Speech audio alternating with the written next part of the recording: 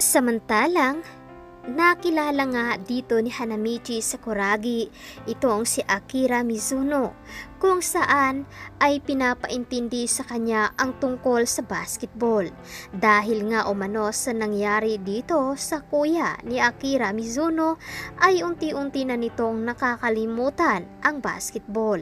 Kaya naman sa susunod na episode na ito ay matutunghayan at mapapakinggan natin ang isang bagong lalaki na darating sa buhay ni Hanamichi at Akira. Ito nga ba ay magiging kalaban sa hangarin ng pag-ibig ni Hanamichi kay Akira o di kaya naman ay magiging kakampi sila sa laban ng basketball? Kaya tara, sabay-sabay natin itong papakinggan at huwag nyo sanang kalimutan i-subscribe at i-like at comment ang video na ito. Maraming salamat!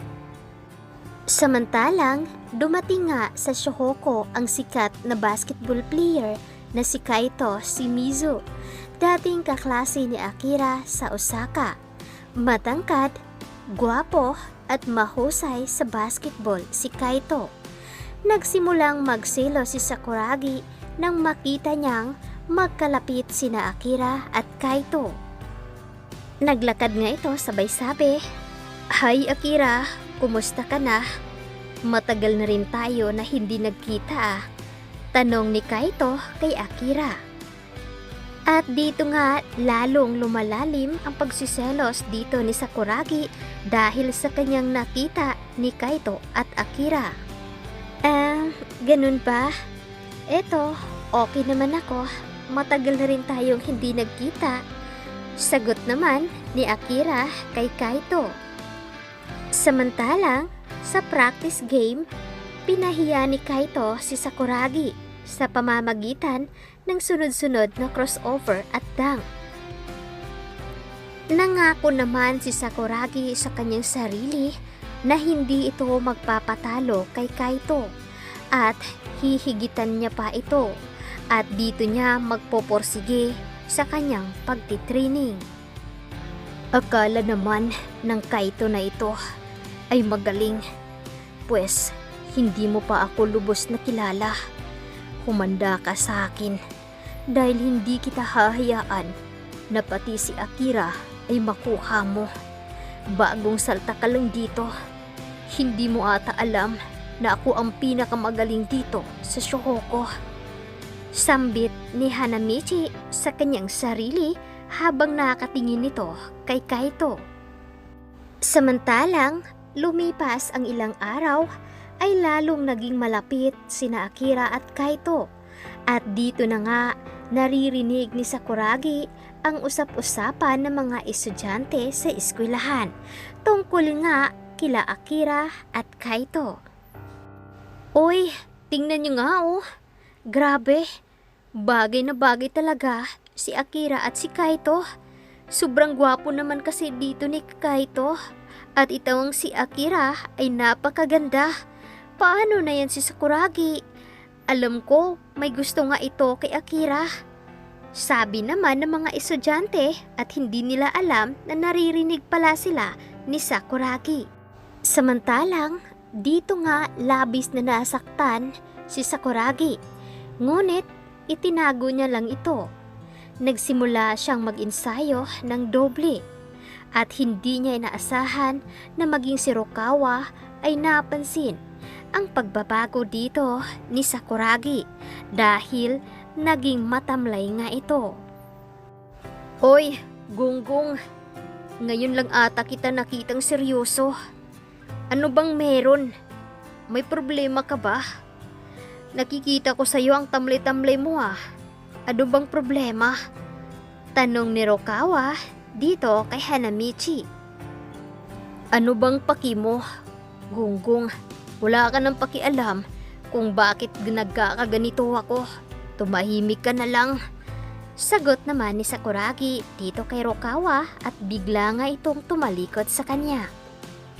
At dito nga ay pati na rin ang mga kaibigan dito ni Hanamichi na sina Mito, Takamiya o Koso ay labis ang kanilang pagtataka dahil nga sa pagbabago ni Hanamichi at hindi nga ito ang dating Hanamichi na masigla at magaling magbiro.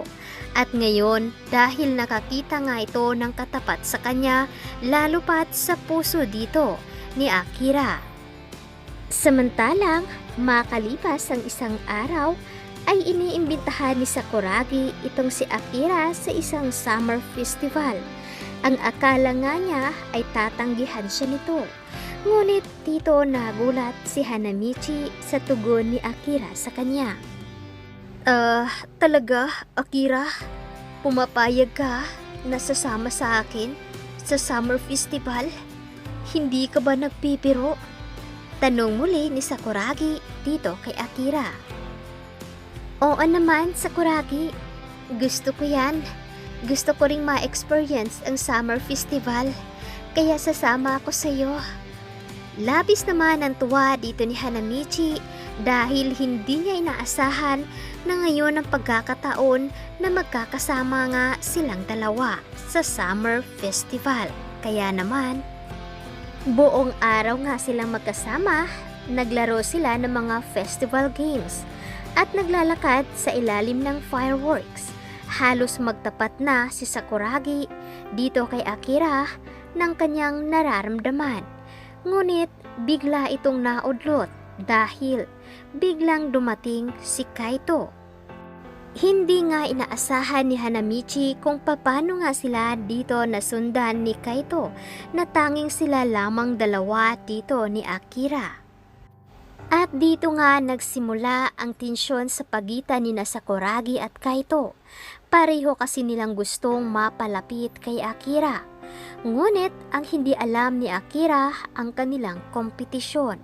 Kung kanino nga ba sa dalawa ang kanyang pipiliin. Pumagitna nga si Akira sa dalawa dahil masyado na ngang tensyonado at nagkainitan sa pagitan dito kay Hanamichi at Kaito. Akira, bigyan mo naman ako ng pagkakataon. Kaya ako sumunod dito upang aminin sa iyo ang totoo kong nararamdaman. Mga bata pa lang tayo ay gusto na kita.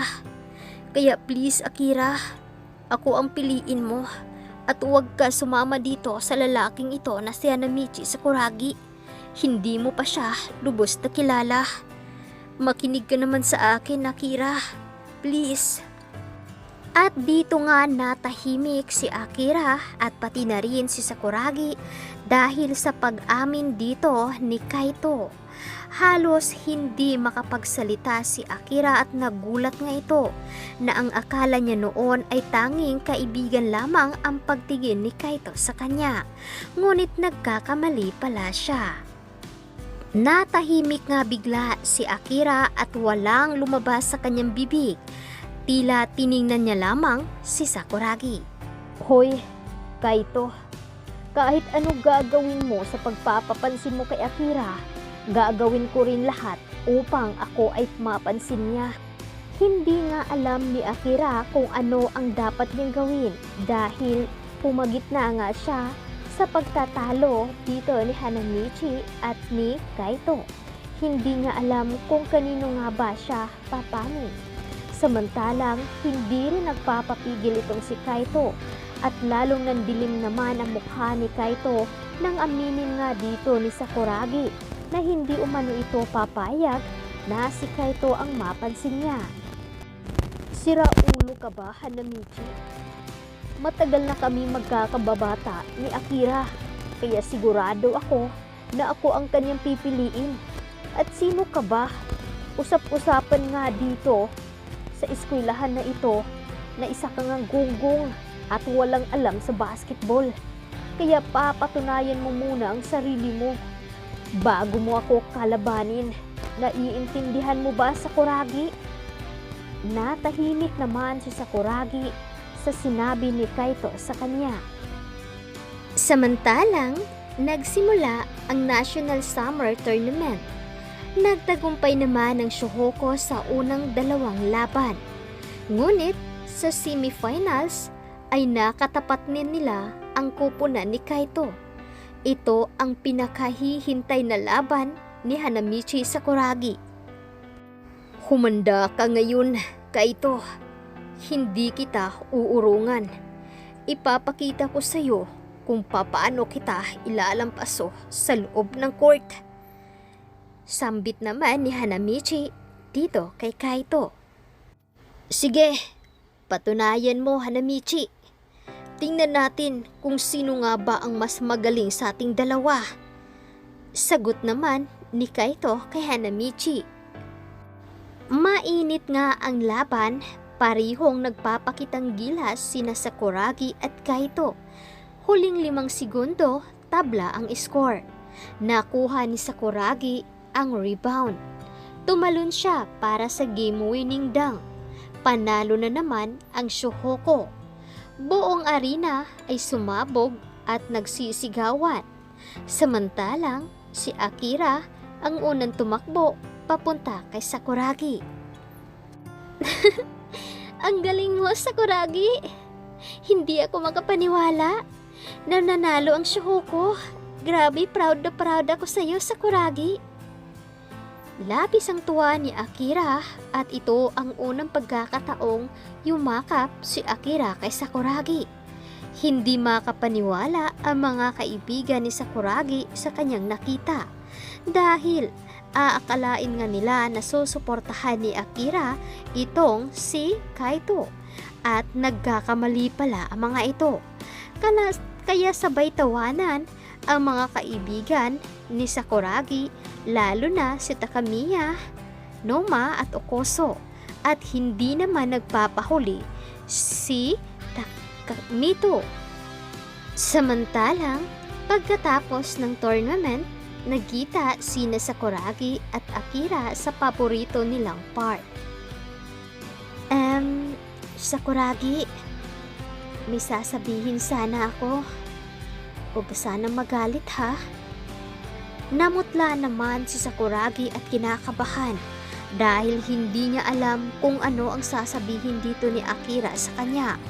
Baka aaminin na nito na may pagtingin nga umano si Akira dito kay Kaito. Huwag naman sana.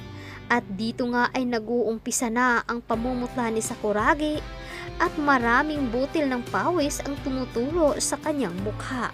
Pinagpapawisan nga ito ng malagkit, kaya bigla namang napatingin si Akira sa kanya. Sakuragi, okay ka lang ba? Bakit parang namumutla ka? Ganito kasi, Sakuragi. Noong una, akala ko isa ka lang maingay at mayabang. Kaya hindi ako bilib na bilib sa'yo.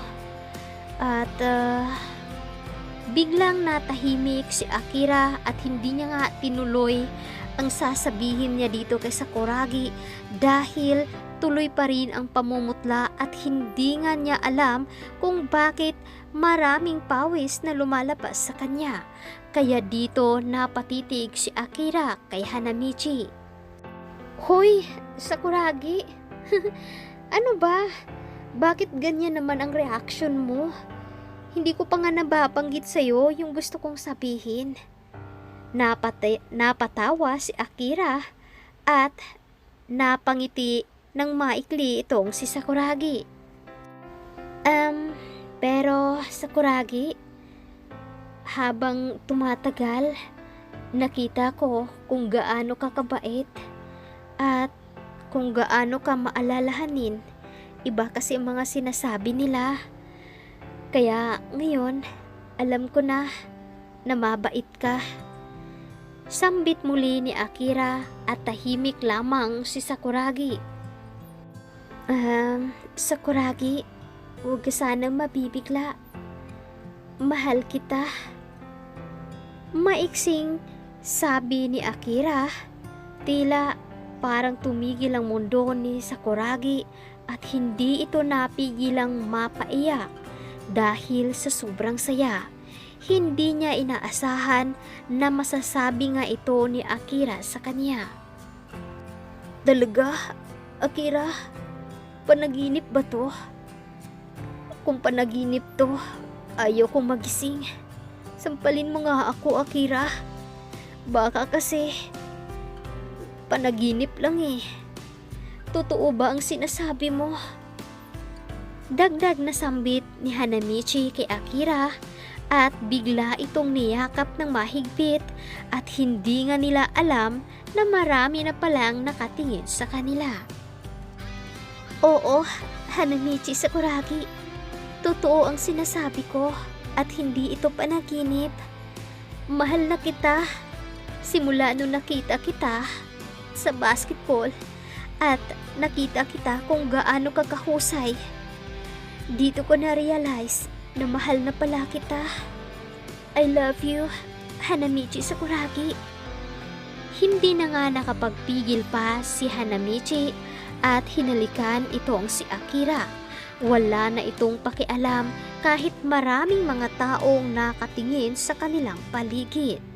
Kaya naman, matapos umamin si Akira, ay hindi rin inaasahan ni Akira dito kay Hanamichi na parehas pala sila ng nararamdaman. Akira, akala ko talaga si Kaito yung mahal mo. Natatakot ako na baka si Kaito ang pipiliin mo. Dahil ngayon pa lang nadudurog na ang puso ko. Salamat Akira, dahil ako pala ang mahal mo. At mahal na mahal din kita. Pangako Akira, hindi kita sasaktan at mamahalin kita ng lubos. At pangako, gagalingan ko pa sa paglalaro ng basketball at hindi ako papayag na may isang lalaki pang aagaw sa'yo sa akin. Gagawin ko ang lahat. Mapasaya lamang kita, Akira. Salamat Sakuragi at pangako susuportahan kita sa kahit anong laban na gagawin mo. Sagot naman ni Akira sa kanya. Samantalang, opisyal na nga magkasintahan sina Sakuragi at Akira. Nagulat naman ang buong Shohoku. Grabe, imposible talaga. Magkasintahan na agad si Akira at si Hanamichi. Akala ko hindi magkakajowa yun. Sabi naman ni Miyagi. Tumahimik nga kayo. Hayaan nyo na yung tao. In love eh. Dagdag naman na sabi ni Rukawa. At dito nga nagkaroon ng masasayang eksena sa Date Beach, movie date, pag-aaral na magkasama. Sa unang pagkakataon, naramdaman ni Sakuragi ang tunay na pagmamahal. Samantalang, lumipas nga ang isang taon, malapit nang magtapos sina Sakuragi at Akira sa ilalim ng mga cherry blossom kung saan ay magkasama nga ang dalawa. Akira, ngayon na malapit na nga tayo magtapos, sana hindi tayo maghihiwalay ha. Huwag ka sana magbago, Akira. Lihim na napatango naman si Akira dahil hindi niya naisip kung bakit sinasabi ito ni Sakuragi sa kanya. Sakuragi, bakit mo ba ito sinasabi sa akin? Mag-iisang taon na oh. At wala naman ibang umaaligid sa akin, diba? At nangako ako sa iyo noon at ngayon na walang magbabago. Ikaw at ikaw pa rin, Sakuragi, ang mamahalin ko. Pangako naman ni Akira kay Sakuragi. Pangako, mahal, magiging pinakamahusay akong player. Pangako yan. Sabi naman ni Sakuragi kay Akira. Huwag ka mag-alala, mahal, at susuportahan kita kahit anong mangyari. Sagot naman ni Akira kay Sakuragi. Kahit saan tayo dalhin ng buhay, tayo at tayo pa rin, mahal, Akira. Sabi naman ni Sakuragi. Kahit saan, Sakuragi, nandito lang ako para sa'yo. Sabi naman ni Akira. Magkahawak kamay nga silang naglakad habang nalalaglag ang mga bulaklak ng cherry blossom. Samantalang ang dating binatang paulit-ulit na nabibigo sa pag-ibig ay natagpuan din ang taong magmamahal sa kanya. At tulad ng basketball, ang tunay na pag-ibig ay hindi tungkol sa perpektong laro, kundi sa hindi pagsuko hanggang sa huling segundo. Kaya dito nga nagtatapos ang Season 1 sa kwento ng buhay ni Hanamichi Sakuragi. At abangan nyo ang Season 2 kung ano nga ba ang magiging buhay na haharapin ni Akira at ni Hanamichi Sakuragi. Magiging sila nga ba? At magkakaroon nga ba ito ng tampuhan? Kaya ito ang dapat nating subaybayan at tutukan sa mga susunod natin na upload. At labis po akong nagpapasalamat dahil nandyan pa rin kayo at sa aking pagbabalik at hindi ko kayo bibiguin dahil maraming love story ang tungkol sa slam dunk na ating gagawin. Kaya sana ay masuportahan nyo pa rin ako. Maraming salamat. Bye!